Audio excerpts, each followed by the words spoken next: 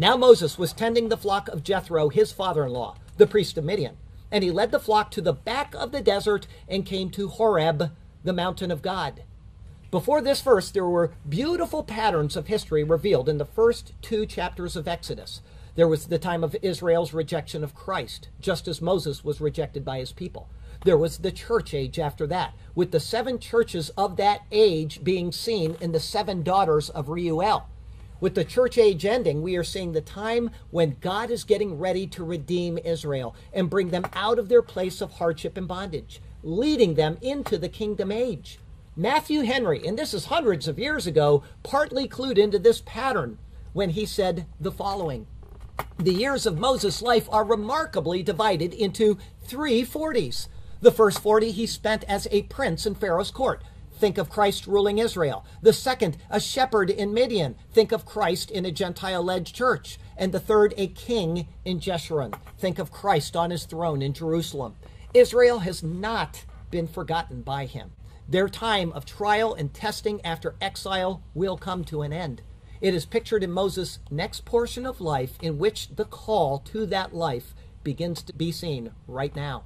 Christ is, at this time in redemptive history, our good shepherd, leading the flocks of the church from the place of judgment, pictured by Moses tending the flocks in Midian, which means exactly that, place of judgment.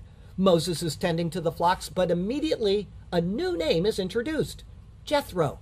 He is identified as Moses' father-in-law, the priest of Midian. However, scholars debate as to whether this is the same man as Reuel, the father of Zipporah, or not. The term for father-in-law here is also used to describe other marital relations, such as son-in-law, brother-in-law, etc.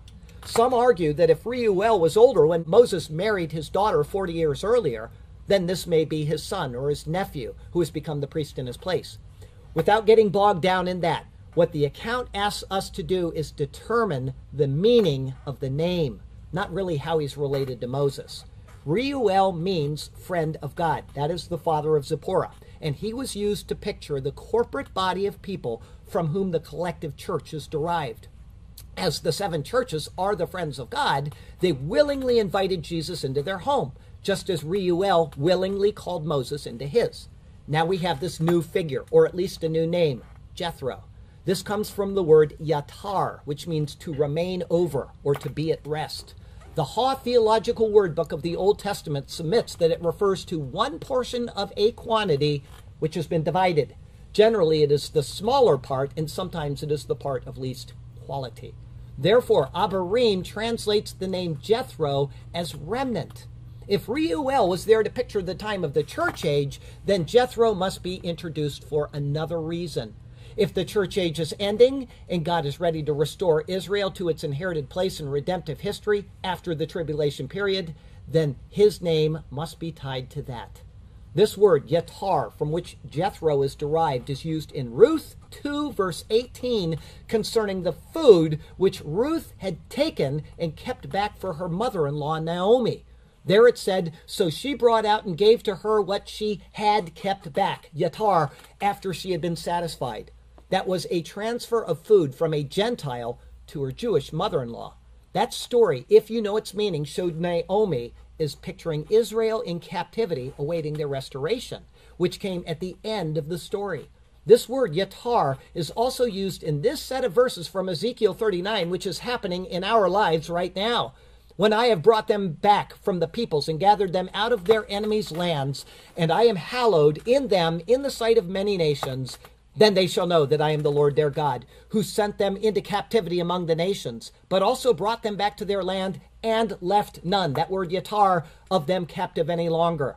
And I will not hide my face from them any more, for I shall have poured out my spirit on the house of Israel, says the Lord God. A study on this word, yatar, time and time again gives hidden clues of the return of Israel to the land and to its exalted place as chief among the nations in the end times. It is fitting then that the name Jethro is introduced after Reuel.